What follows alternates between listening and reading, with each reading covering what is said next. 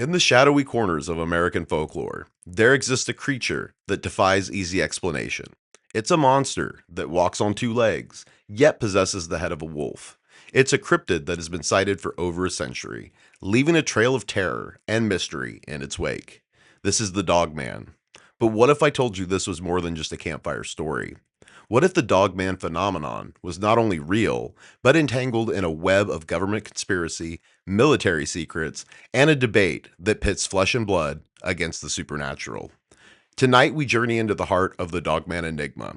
We'll examine the documented encounters from the lumberjacks of 1887 to a modern day trucker who claims he shot one of these creatures, only to be confronted by federal agents who called it their asset. We'll explore the theories that attempt to explain its existence. Is it an undiscovered species, a paranormal entity, or something else entirely? We'll separate the credible evidence from the fabricated folklore that pollutes the truth. This is the story of the Dogman, a creature that shouldn't exist, yet refuses to disappear. This is Cryptic Accounts by paranoid people for paranoid people.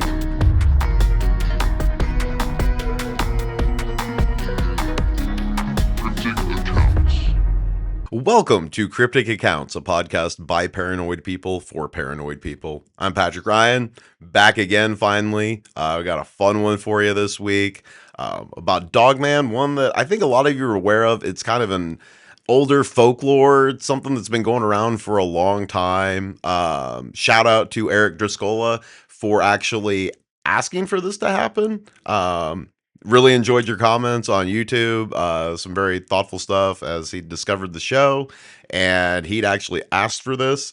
So if y'all ask for stuff, I will look into it. I'm gonna try and be better about that. I know it's happened in the past, and I haven't always gone after those topics, but it's something I definitely want to change, especially now that it's kind of me doing all this solo. I'd like more interaction from you guys, so you can reach out again in comment sections on YouTube or wherever you're listening to this audio wise. YouTube, I look at a lot. Also, you can email the show at crypticapodcast@gmail.com, and that will definitely get through. I'll see that. If you just want to drop a line and say, hey, could you look into this? I'd like to hear you talk about it, whatever. It's definitely something I would like to do. I would like this to be more interactive. Obviously, the show has kind of taken on some changes since it's come back, and before I get into Dogman, I kind of wanted to do something a little bit different than I've done really in any of my podcasting over the years, which is get a little bit more personal and kind of give a peek behind the curtain. I know there's a lot of you have been with this show for years. Like that's one, it's wild to think about as somebody who's doing this, that some of you have been listening to this for, given there was a break in there, but this one has been going for 6 years now, almost exactly 6 years. There was obviously there was a big gap in there, which I'm going to get into some of that. There's been people that have come and gone. The show's obviously, I think obviously since it's been back has kind of changed its tilt. I think if you were really paying attention, you kind of saw it the whole time. I think you could always tell like that me and Dennis were Christians. We are Christians, but became a lot more overt as it came back last year. And that was very intentional and a big part of a change that happened in my life while the show was away. Which is, I've always been kind of hesitant to talk about all that. So I have a son who I never really wanted to know maybe kind of what dad had going on necessarily. So I've always been real hesitant to talk about personal struggles, personal life, any of that, and anything I put out publicly. But he actually, as I'm recording this, turned 18 today. So he's legally an adult. He's turned out really well. I'm super proud of him. Has a good head on his shoulders and is really pointing himself in some good directions. He's just turned out to be a good man, good young man, and super proud of him, but was always kind of hesitant to put anything out publicly that maybe may not paint me in the best light. Like when we'd gone away, um, I'd ended up God took me to I spent a season in Texas in the desert, in isolation. Um, as I'd kind of up to that point, I mean, even when the show began, when Cryptic began, um, was an active Christian, but was very quiet about it and didn't really. You knew if you knew me, but also I wasn't really talking about it. I didn't talk about it publicly. Um, wouldn't really call anything out when I saw it. I was just kind of a go along to get along Christian, and a lot has changed really since I think 2020, but a lot has changed in me since 2023. During that break, had gotten ooh, had got sober. Was doing a lot of drugs back in the day. That was a big thing, a big part of my life, and a big struggle, and something God had been trying to deal with me on for a long time, and I was resistant to it. And it took getting me in isolation, in a repentance, and really growing me. Like, because there was a lot of, I'd felt like I'd wasted a lot of time as a wandering Christian. The story of the prodigal son really resonates with me, and I'm kind of an idiot and have done it more than once in my life. And thank God that he is quick to forgive and he's right there. Because I ran so far, so many times. And that last time when I went to Texas and really started fully straightening out, I was so remorseful of how much time I had wasted. Like, I felt like I'm a man. I should be farther along in my walk. I should know more. Like, I should have more biblical knowledge. And I've wasted so much time. And I was so remorseful that that had happened. And God took that time and literally in a year's time, 10 years of maturity and hermeneutics and eschatology and just awareness that, man, he recovered the time. He did in a big way. And that really inspired the changes that I think are very apparent when the show came back. And not only topics we covered, but just how strongly we came at it. And it wasn't, there was no more like tongue in cheek about it. It was very overt and just we're Christians. This is all going on around us. And how do we view this in a biblical lens? Because I think even I know even before that that was something that had been discussed with the show is like, hey, like there's a God, he created everything, like we're in this world, but there's all this weird stuff going on around us. Like, how do we pull all this together and know what's really happening? And so there was always that lens there, but I think unless you were really looking at it closely, you may not have seen that. And I mean, I personally was definitely less bold about sharing any of that. And that's something that changed. And it's driven a lot of people away in that time. Like, you've seen people come and go with this show. First and foremost, let me be clear, like, that isn't why Dennis isn't here. Dennis is fine. Me and Dennis are fine. He's just got his own things going on. And this isn't, I think, where his head is at right now, and I think he'd be okay with me saying that. Um, but you saw us pick up some others when we came back last year. Um, like, came back, built a new studio at Sam's. Sam had originally just wanted to be a contributor on the show research wise, and I was like, hey, no, like, you should be involved in this. And then when we hit the Red Heifer episode and really came out strong as Christians, she was not a fan of that, as well as I don't think I know for a fact I know not as far down this rabbit hole or wanting to go down the rabbit hole. Like, it kind of freaked her out, and since then, like, we've had a big falling out. Like, I have nothing but love for her, wish her the best, miss our friendship. But as I became more open and direct about what I believe and what I think and what I think's going wrong in the world right now, and started posting more of that stuff publicly, that didn't resonate well. And that kind of drove her away, drove a big wedge in our friendship, which sucks because I've known her husband since middle school, her sister in law since middle school. Like, I've known her married family like since I was a kid, and not super close to any of those people anymore. Like, I'm not down to go out and party and do a bunch of stuff that everybody does, and it's funny. You quit doing a lot of that stuff, and then you're not as fun to be around, and you start posting about what's going wrong in the world and how demonic it is, and people don't like that.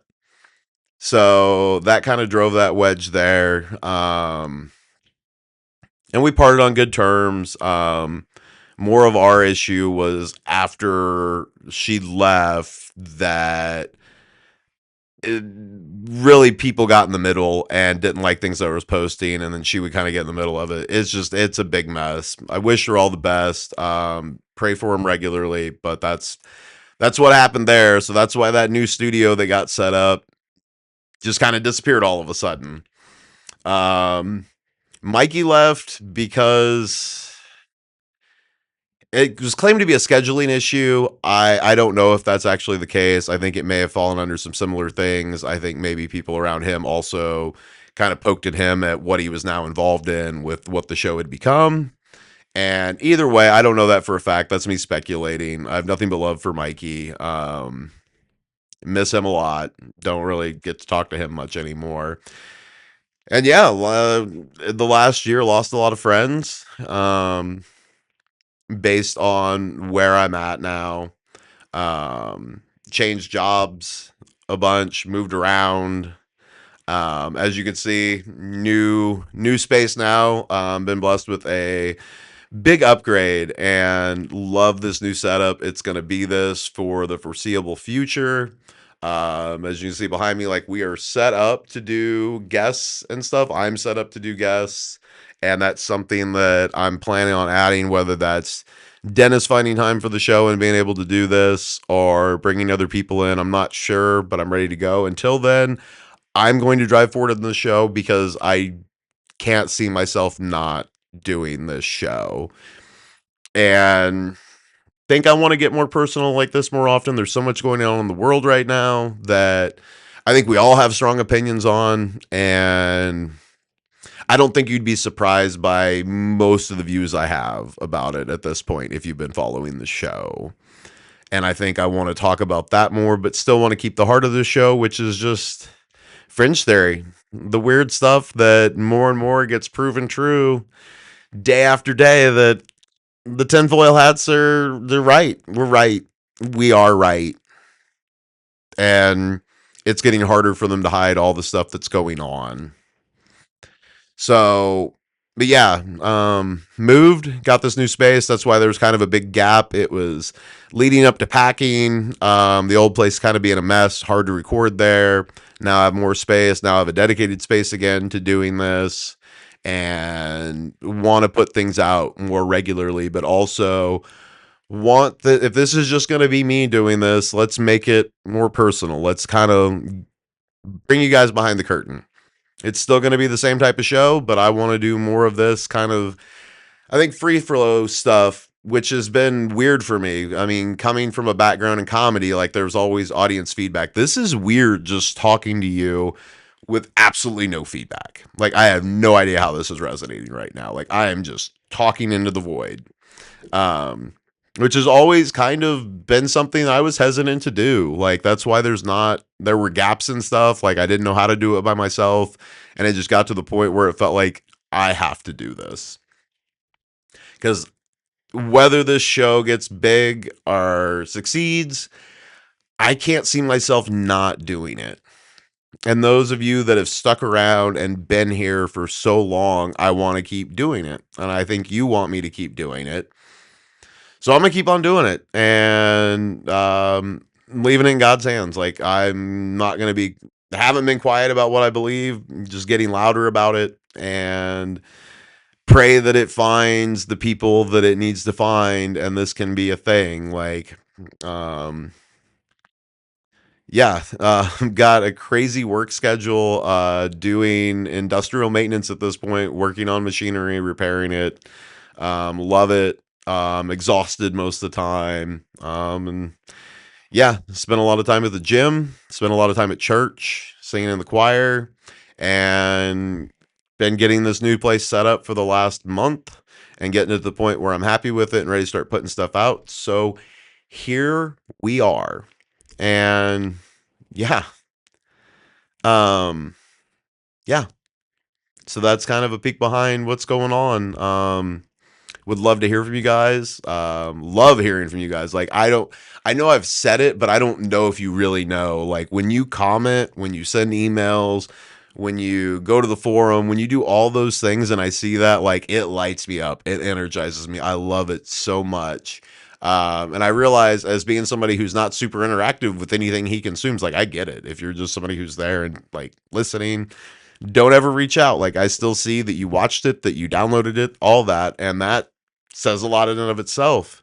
But those comments, like, I read all of them. YouTube isn't always the best at giving me notifications, so sometimes it's weeks before I even notice that it happened, and that's why. It's not because I'm ignoring you. I love it though, and I appreciate it so much. And I'm going to keep doing this. At this point, like I said, I can't see myself not doing it. And this is the thing I want to do above everything else. So I'm going to keep doing it. Even if it looks like I'm a crazy person doing it, I'm going to keep doing it because this is the stuff I'm interested in. And yeah. So yeah, that's a peek behind the curtain. A little bit of what's gone on with this show. And there'll be more later. Like, it's good to have, like, obviously with the show falling off in 2021, like, it's good that Dennis is back in my life. Like, me and him had a big falling out, and it was weird not having him around for a couple years. So me and him are good. Everything's good there.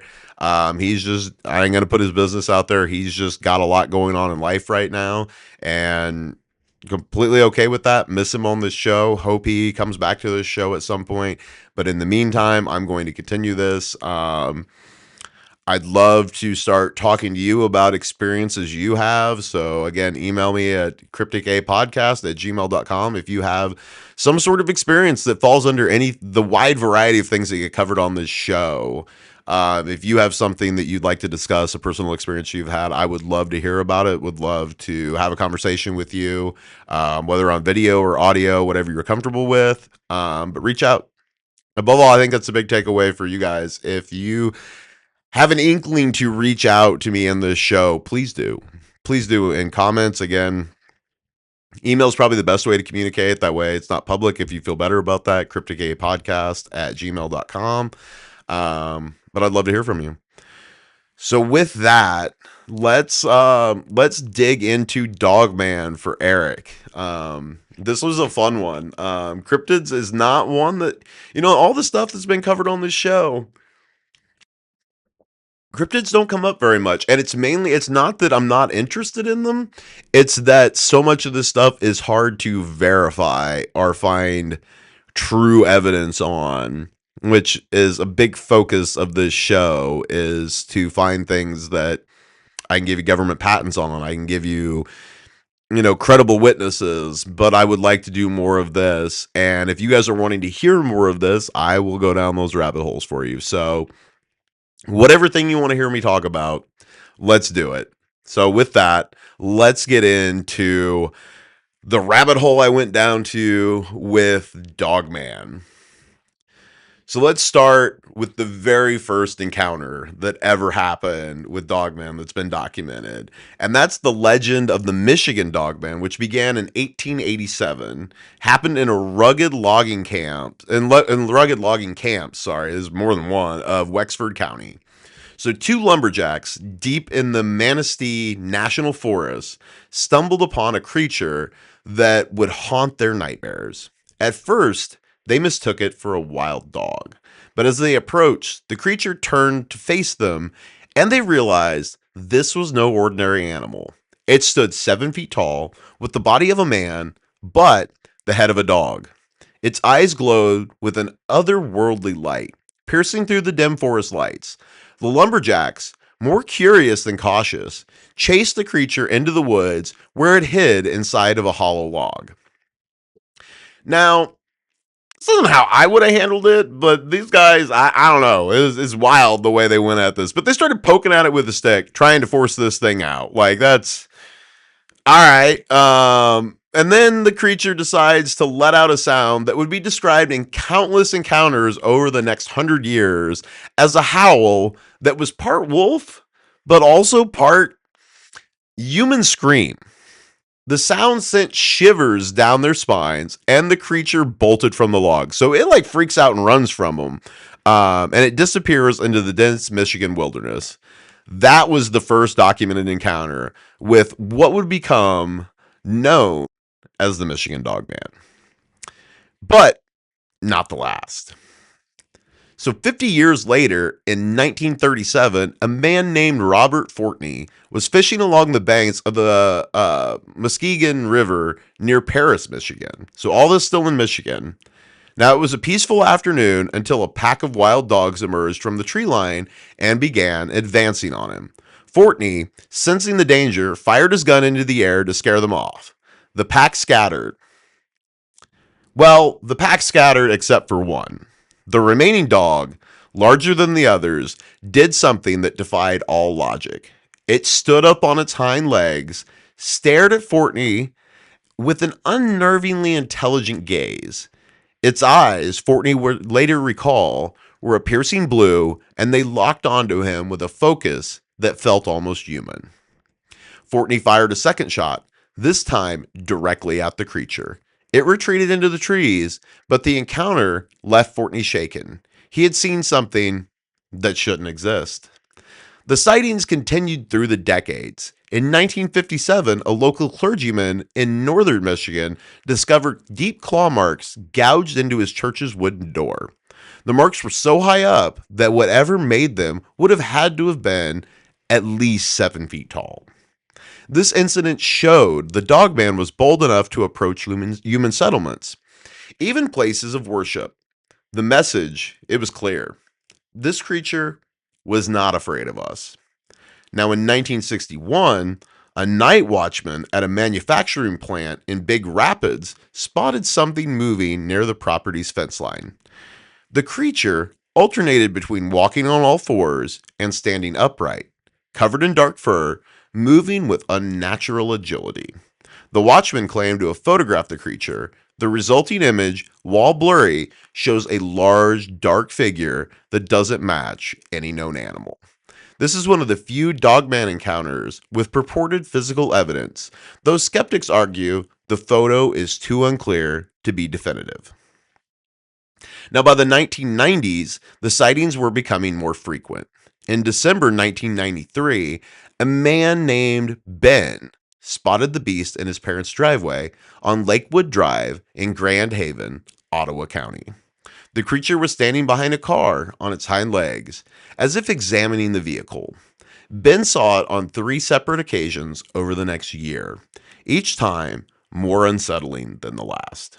In 1994, another person in the area hit a large animal with their car, believing it to be a deer. When they checked the damage, they found only gray fur in the grill. No corpse, no blood trail, nothing. The creature had vanished. And then there's the 2006 OnStar incident, and this is a good one. A driver in Troy, Michigan, made a frantic call claiming he had swerved to avoid hitting a great big dog standing upright in the middle of the road. His car flipped over in the process. The audio recording of that call captures genuine fear and confusion in the driver's voice. He couldn't explain what he had seen, only that it was something that shouldn't have been there. Now, One of the most intriguing aspects of the Dogman legend is the 10-year cycle. According to folklore, the creature appears most frequently in years ending in 7. 1887, 1897, 1937, 1967, 1997, 2007, and 2017. While this pattern, not absolute, there is a notable spike in reported sightings during these years. Some researchers believe this could be tied to a breeding cycle, while others suggest it might be connected to something more supernatural. A thinning of the veil between dimensions, perhaps, or a ritualistic emergence tied to forces we don't yet understand. The legend also claims the Dogman's primary stomping ground is near the Manistee River, an area that has been home to the Ottawa tribe for centuries. Native American legends speak of shapeshifters and spirit animals, beings that could walk between the world of humans and the world of spirits. Could the Dogman be one of those ancient entities, or is it something else entirely? Now, here's the twist. Because if the existence of a bipedal canine predator wasn't terrifying enough, the Dogman story takes a sharp turn into the realm of government conspiracy. For years, online forums and late night radio shows have buzzed with rumors of a secret government program allegedly started in 1952 to breed dogmen as military assets. While these claims remain largely unsubstantiated and appear to be part of modern folklore, a chilling first person account from a Michigan trucker named Joe Barger gives them a terrifying ring of truth. In June of 2017, again, a 7-year, fitting the creature's legendary 10-year cycle, Barger was transporting a 43,000-pound load of paper through the Manistee National Park. He stopped to fix an air leak on his truck and was immediately unsettled by unnatural vocalizations coming from the woods. The sounds were unlike anything he had heard before. Not quite animal, not quite human. A short time later, as he drove up a hill at about 20 to 25 miles per hour, the creature appeared. It was running alongside his truck on 2 legs, keeping pace effortlessly. Barger, who sits 9 feet high in his truck seat, found himself at eye level with the creature. It was, he estimated, at least 10 feet tall, with a wolf's head the size of his window. The creature was stooping down to look inside his cabin, its claws scratching at the windowsill and door handle. Barger described the creature as pure black except for brilliant white 3-inch fangs and yellow eyes. Its hands, human-like, about 14 inches across, with pointed black ears on top of its head. The creature's expression was one of rage and determination, and its eyes held an intelligence that was deeply unsettling. This was not a mindless beast. This was something that could think, plan, and hunt. In a moment of sheer terror, Barger, a 6-year Army veteran, pulled his .45 Colt and fired 2 shots at the creature through the window. He believed he hit it in the eye orbit. The creature instantly went down, sliding into the weeds alongside the road. Barger, shaken but determined to confirm what he had seen, returned to the scene 5 minutes later. The body, gone. In its place were 2 people in a Jeep who claimed they had been watching bears fight. Barger knew what he had seen, and it was no bear. The encounter left Barger with nightmares that lasted 6 months to a year. But the story, it doesn't end there. 4 years later, after anonymously sharing his story with a cryptid podcaster, Barger was detained at a scale house by state police and held for federal authorities. He claims the federal agents were intimidating and angry. They said, "You killed one of our assets, and this is how things are going to go down." Barger recounted in an interview. The agents threatened him, confiscated his gun, and temporarily shut down his bank account. The message was clear: stop talking. Barger's interpretation of the encounter is chilling. This is probably another tool in their toolbox for military operations of some kind, and if they don't keep it under wraps, it won't be a useful tool anymore for them, he said. While Barger's claims cannot be independently verified, his detailed, consistent testimony provides a disturbing potential link between the Dogman and a shadowy government program. As a Christian, Barger swore on the Bible that his account is 100% factually accurate. Whether the government is breeding dogmen or simply covering up their existence remains an open question. But Barger's story adds a layer of conspiracy that is difficult to dismiss. Now, in the face of such persistent and terrifying phenomenon, a dedicated community of researchers has emerged. The most prominent organization is the North American Dogman Project, or NADP, founded by Jody Cook. Now, Cook is a U.S. Army veteran who served in Operation Iraqi Freedom, completing 20 years of military service. He's also a former policeman, bringing a level of credibility and investigative rigor to the field of cryptid research.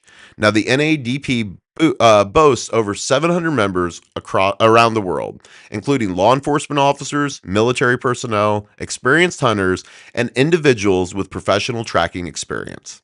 The organization's mission is clear: to gather as much information as possible about the creature phenomenon known as the Dogman and werewolf, and to unite researchers and investigators in one common goal: to organize, network, research, and report. Now, the NADP maintains an extensive website with multiple specialized sections, including canine tracking teams, evidence collection, analytics, encounters database, and regional evidence files for specific locations like LBL, Land Between the Lakes, Shenango Valley in Iowa, or Ohio, sorry, and Beast of Bray Road. Their research methodology is robust, utilizing professional grade equipment like night vision and thermal imaging cameras, audio recording equipment, casting materials for track preservation, and DNA collection kits. Now, the organization's international research is demonstrated by European Dogman Project, EDP, which covers countries including the United Kingdom, Ireland, Germany, Poland, France, Spain, and Italy. This global network highlights the widespread nature of dogman werewolf sighting reports. Now, the NADP's sightings analytics map reveals a fascinating geographic distribution of reported dogman encounters. The highest concentration of sightings is in the Great Lakes region, particularly Wisconsin, Michigan, and Ohio, which aligns with the historical origins of the Dogman legend. Significant clusters also appear along the eastern seaboard and in the southeast. Now, the sightings appear to follow forested corridors, river systems, and areas with significant wilderness, suggesting a creature that thrives in remote, untamed environments. Now, after all that, so what is the Dogman? This question has plagued researchers and witnesses for decades. The theories are as varied as the sightings themselves, ranging from the mundane to the truly bizarre. The most skeptical explanation is simple mistaken identity. Michigan's forests are home to black bears, wolves, and coyotes. A black bear standing on its hind legs can reach 7 feet tall, and in dim light of dusk or dawn, it's easy to see how panic and adrenaline could transform a familiar animal into a monster. But here's the thing: witnesses consistently reject this explanation, pointing to the creature's bipedal running, its human like hands, its intelligent and malevolent gaze, and its vocalizations that sound nothing like any known animal. For those who believe the Dogman is is a real biological creature, the leading theory is that it could be a relict population of an extinct species, the Amphicyonid, commonly known as the bear dog. Now, this was a large carnivorous mammal that lived, according to research. Obviously, I don't really think this, but they say millions of years, so I'm going to say thousands. And could a potential population of these creatures have survived in the remote forests of North America, evolving to walk upright? Possibly. It's a tantalizing possibility. There's no physical evidence, no bones, no DNA, no definitive photographs have ever been found to support this, though. Others suggest the dogman might be a new, undiscovered species of a canine that has evolved to walk upright, perhaps as an adaptation to its environment. Now, this theory, it aligns with the idea that there are still unknown species lurking in unexplored corners of our planet. But again, the lack of physical evidence makes this difficult to prove. But the truly strange details of many encounters, the glowing eyes, the supernatural speed, the ability to appear and disappear at will, the overwhelming sense of dread, have led many to believe the dogman is actually not of this world at all. This paranormal theory suggests the dogman could be a spirit, a demon, or an interdimensional being that can manifest in our physical reality. Proponents of this theory point to the profound wrongness that many witnesses report. It's not just fear, it's a deep primal sense that something is fundamentally out of place, that the natural order has been violated. Witness is described feeling as though time slows down or distorts during the encounter, a sensation commonly reported in paranormal experiences. They describe an oppressive, malevolent presence that lingers long after the creature has disappeared. Now, this theory, it also resonates with Native American legends of shapeshifters and spirit animals, beings that could walk between the world of humans and the world of spirits. The Ottawa tribe, who have lived in the region for centuries, have their own stories of creatures that blur the line between animal and something else.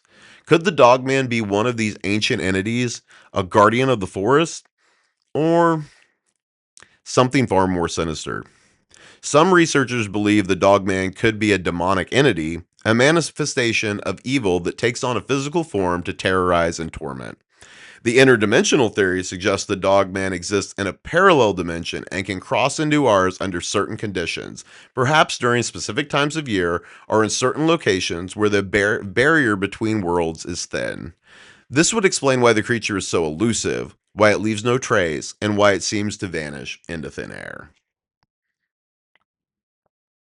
The most The most famous piece of alleged video evidence is the Gabble film, a short, grainy video from the 1970s that purportedly shows a dogman advancing on a cameraman. The film was allegedly shot by Mike Agrusa while vacationing in northern Michigan. For years now, it's circulated as one of the most compelling pieces of dogman evidence. However, Agrusa later admitted that it was a hoax, describing the figure in the film as a person under a blanket. This admission dealt a significant blow to the credibility of visual evidence in the dogman phenomenon. And while there are countless photos and videos circulating online, none have been definitively authenticated. Which, again, this is why I have such a hard time covering cryptids. Not that they don't interest me, and I love reading about this stuff and researching it, but it's so hard to tell, is this real or is this just people messing with people? Because trail camera footage, blurry photographs, and shaky videos, they do abound, but they all suffer from the same problem. They're too unclear to be conclusive. In an age where nearly everyone carries a high definition camera in their pocket, the lack of clear photographic evidence is a significant challenge for researchers. It's also critical to address the story of the Beast of LBL, or Land Between the Lakes. This popular piece of online folklore tells of a family of four being brutally murdered by a dogman like creature in the 1980s in the Land Between the Lakes National Recreation Area in Kentucky and Tennessee. Now, the story is spread widely across the internet, often presented as fact. However, extensive research reveals this story to be a complete fabrication. Carlin Lewis, a public affairs specialist for the U.S. Forest Service, has stated unequivocally, "We have no evidence, records, documentation of any validated sighting of the beast. Some of our staff have worked on the Land Between the Lakes for many years. A lot of them know every nook and cranny. They've never seen anything that would point back to a beast existing." And I mean, that's coming from, again, a public affairs specialist for a national government organization. And if it's on that level, they're not going to be able to tell you. Like, they'd have to be a whistleblower. And I think it's going to be like a lot of other things where it's like the end of their life. And they're like, by the way, I've been kind of lying about this for years. And maybe we get that evidence at some point. Um, But at this point, like that's their official statement. I don't take that. I mean, with everything this I cover on this show, like that doesn't make it not true, but it also doesn't help substantiate it either. It's kind of a I don't know. Anytime I hear anything about, especially when you go back to pre-internet and you have different people in different locations that wouldn't be able to communicate saying the same thing, that tends to persuade me that there is something happening here. Now, the Beast of LBL legend is considered offensive by former residents of between the rivers, the area again area before the Tennessee Valley Authority created Land Between the Lakes. David Nickel, a former resident, expressed his frustration, and he said, "When somebody makes up something like that for fun or I don't know, profit, and tries to say this was part of Between the Rivers folklore, that's just further polluting the truth of what was here." The story was intensified by local businessmen Lee Vervoort and Spencer Ballantine, who produced a movie about the beast. Vervoort openly admits, quote, "I saw an opportunity to create a story and I'm going with it," acknowledging it's a business opportunity. And screenwriter Spencer Ballantine, a former Golden Pond resident, has stated, "This is totally a work of fiction and that's the way I wanted it." And again, that doesn't necessarily make any of this not true. Like, we have all sorts of fiction about all sorts of things that are real that somebody decided to write a story about it and kind of throw their own creativity into it. So that doesn't dissuade me fully. It makes it harder and it gives naysayers kind of something to pull out there because it's a critical distinction. While the Dogman phenomenon is supported by over a century of eyewitness testimony from credible witnesses, the LBL story is a modern work of fiction, and it was created for profit, which conflates the two and does a disservice to the genuine mystery that surrounds the Dogman and undermines the credibility of legitimate research, which I think is happening. I think there is something happening. Um, Too many people have seen something for there not to be anything to this. And again, when you've got people in different locations where they couldn't communicate and they're both describing the same thing, that's something. There's something to that. So where does this really leave us as we kind of wind this down? We have a creature that has been sighted for over 130 years, with a consistent physical description and a pattern of terrifying encounters. We have a compelling first person account linking the creature to a possible government cover up. We have a dedicated community of researchers, including military veterans and law enforcement officers, who take the phenomenon very seriously. And we have a debate that rages on. Is the dogman a flesh and blood animal, a paranormal entity, or a product of our collective fears? And personally, I kind of lean towards the second one. I think it possibly, as with a lot of things that I think as I go farther down all these rabbit holes, it's just demonic. This is probably some otherworldly thing that is not here all the time. That's why we don't find bones.